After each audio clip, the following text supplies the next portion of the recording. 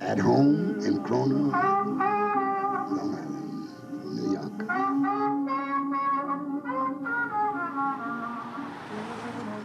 We are in Corona, Queens, 3456 107th Street to be exact. And this is the home of Louis Armstrong.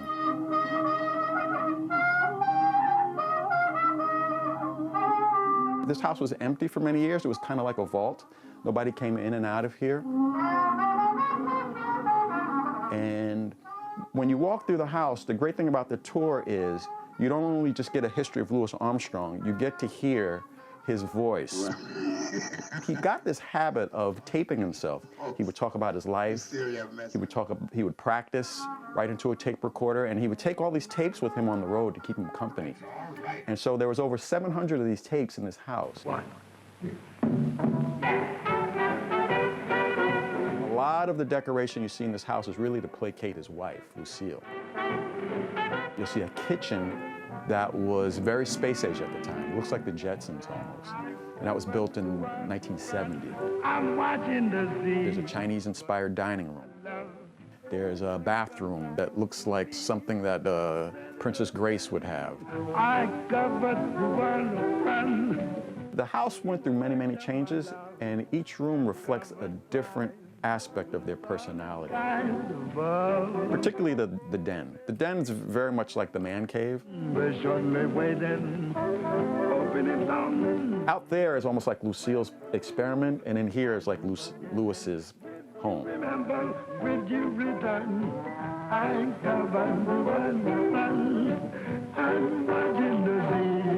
Louis Armstrong grew up in abject poverty as a child. He didn't have a pair of shoes, maybe until he was around 5 years old. He had to drop out of school in the 5th grade to take care of his family. So he didn't have a childhood the way we think of a childhood. And so once he got his hands on a trumpet, it was actually a cornet when he began this transition to becoming a full-time musician. The world pretty much found out about Louis Armstrong once he went to Chicago. Louis was one of our first musical storytellers. Now, ladies and gentlemen. We have this concept of like a musician taking a solo. But when Louis did it, he was one of the premier voices where they would step outside of the ensemble and actually tell a full narrative solo. So I want y'all to count with me. Yes, sir. Me and this little silver trumpet's gonna get away for you this time. Look out there, boys. I'm ready. A lot of his advances were also technological in nature. Before Louis Armstrong, if you wanted to see a great singer, you had to go to a big, like a concert hall. You had to get on a train and travel a couple of 100 miles to see Caruso or something like that. And they would sing off mic with a lot of vibrato and a lot of affectation because they were singing in this huge hall. But Louis figured out that when there was a microphone in front of your mouth, that the listener was hearing you almost like almost conversational.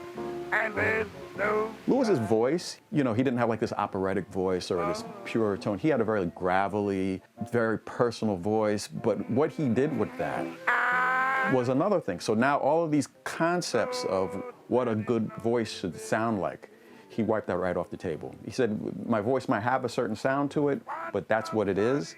I can phrase this way, and I can do things with my voice that other people can't do. He traveled about 300 days a year for the entirety of his adulthood. And he felt like that if he lived among working people as a child, these were the people who had made it. So at the height of his fame, his peers were Frank Sinatra, Bing Crosby, Nat King Cole, but his next door neighbors were telephone operators, school teachers, janitors, and he felt very at home here. That's 3 generations come up that block. He was a working class musician because he lived with working class people. And they're all with their children, grandchildren. They come back to see Uncle Satchmo and Aunt Lucille. That's why I can say, I hear babies cry. I watch them grow. They'll learn much more than I'll ever know. And I'm looking at all them kids' faces. He lived a very humble life, but he also knew behind closed doors that he had a very extraordinary life. He didn't like to flaunt it. He always wanted music that would connect with people. He felt like the more people you connected with, the more impact you're going to have.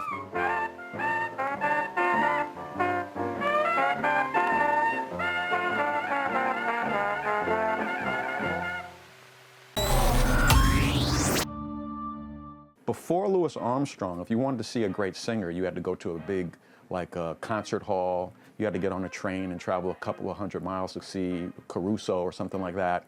And they would sing off mic with a lot of vibrato and a lot of affectation.